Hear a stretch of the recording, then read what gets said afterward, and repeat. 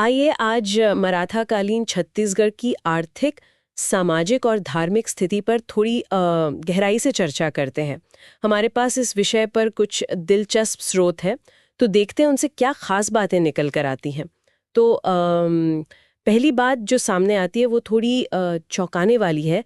ऐसा लगता है कि उस दौर में छत्तीसगढ़ की आर्थिक हालत मतलब बहुत अच्छी नहीं थी, बल्कि शायद गिरी ही रही थी। ऐसा क्यों था? हाँ, देखिए, इसके पीछे मराठों की कुछ नीतियां थी। मतलब जैसे जमीन को लेकर उनकी सख्ती, फिर वो कर वसूलने का मुश्किल तरीका और जमींदारी व्यवस्था का असर भी था। हाँ हाँ। और हाँ, उन्होंने कोई बड़ी, क्या कहते हैं, जन कल्याण की योजनाएं भी नहीं चलाई। अच्छा। पर मजे की बात यह है कि एक अंग्रेज अधिकारी थे, कैप्टन आइग्न्यू। उन्होंने लिखा है कि उस जमाने में भी यहाँ करीब 24 तरह के अलग अलग काम धंधे चल रहे थे। 24? हम्म, गजब। तो ये एक विरोधाभास जैसा लगता है ना? हाँ बिल्कुल। एक तरफ पतन दिखता है, दूसरी तरफ इतनी विविधता।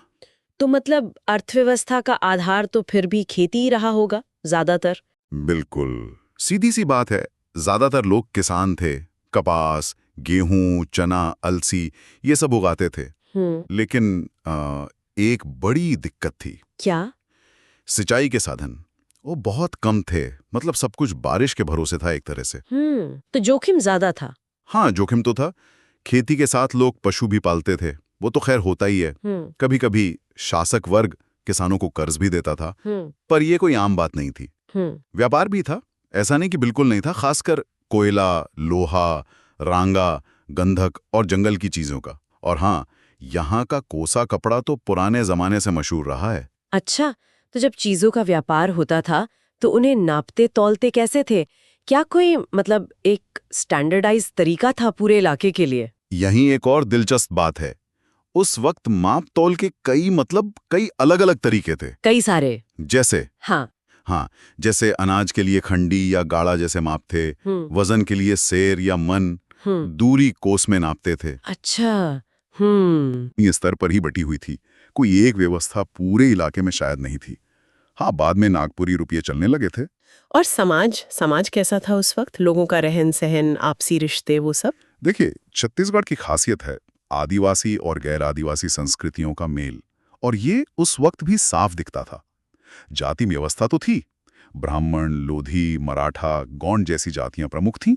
वर्णाश्रम व्यवस्था का जिक्र मिलता है, पर शायद उतनी सख्त नहीं थी जितनी भारत के कुछ और हिस्सों में रही है। लेकिन फर्क तो था। हाँ, फर्क तो था। समाज में ऊंच नीच, अमीर गरीब का भेद साफ था। एक दिलचस्प बात यह है कि लोधी, कुर्मी जैसी कुछ जातियां हाँ। कभी-कभी अफसरों से लूटपाट भी कर लेती थी। अच्छा। हाँ, जो शायद उस समय की सामाजिक उथल-पुथल या कमजोर नियंत्रण का संकेत देता है। आम लोगों की जिंदगी कैसी थी? क्या पहनते थे? कैसे घरों में रहते थे? जिंदगी काफी सादी थी, कह सकते हैं। खान-पान, पहनावा सामान्य था। हाँ, जो थोड़े अमीर या सम्मानित लोग थे, वो पक्के मकानों में रहते थे। समाज में कुछ कुरीतियां भी थीं, जैसे बाल विवाह, तलाक भी होता था।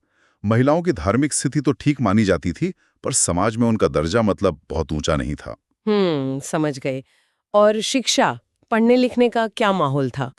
शिक्षा की बात करें तो हालात सच कहूं तो बहुत अच्छी नहीं थी, खास पर 1818 से पहले। अच्छा। पढ़ाई लिखाई ज्यादातर ऊंची जातियों के मर्दों तक ही सीमित थी, और वो भी अक्सर घर पर ही। सिर्फ घर पर? हाँ, मतलब ब्राह्मण, बनिया, कायस्थ, मराठा, गोंड परिवारों के बच्चे ही पढ़ पाते थे।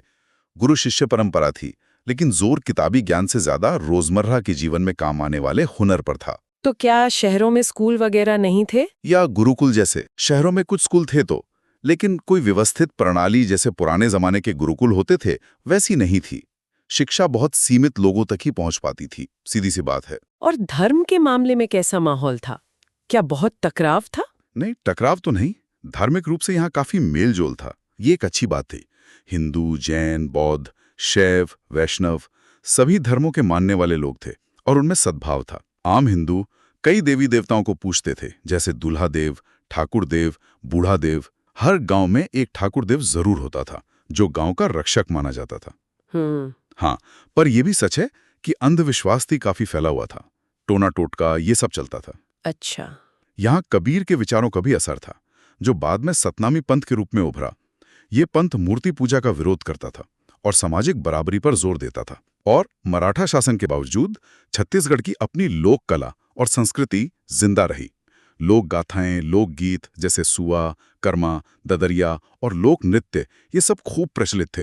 ये आर्य और अनार्य संस्कृतियों का एक मिला जुला बहुत जीवंत रूप था। प्रशासन की बात करें तो क्या सब कुछ नागपुर से ही कंट्रोल होता था? हाँ, मोटे तौर पर सैनिक प्रशासन तो नागपुर से ही नियंत्रित था। मराठों ने यहाँ करीब 5,000 सैनिक रखे थे ताकि अंदरूनी और बाहरी हमलों से बचाव हो सके। लेकिन न्याय, इंसाफ कैसे मिलता था? यही दिक्कत थी। न्याय व्यवस्था बहुत कमजोर थी। कोई लिखे हुए कानून नहीं थे और कहा जाता है कि न्यायाधीश रिश्वत लेते थे, जिससे इंसाफ मिलना मुश्किल था। तो छोटे-मोटे झगड़े कैसे सुलझते थे? वो गांव के स्तर पर ही सुलझा लिए जाते थे। अक्सर गांव का मुखिया, जिसे गोंटिया कहते थे, या फिर पंचायत फैसला कर देती थी। हाँ, मराठा काल में पुलिस व्यवस्था की शुरुआत भी हुई थी। ये भी एक बदलाव था। तो कुल मिलाकर जैसा हमारे स्रोतों से पता चलता है, मराठा कालीन छत्तीसगढ़ की एक मिली-जुली तस्वीर उभरती है। कहीं कुछ अच्छा, कहीं कुछ कमजोर। बिल्कुल।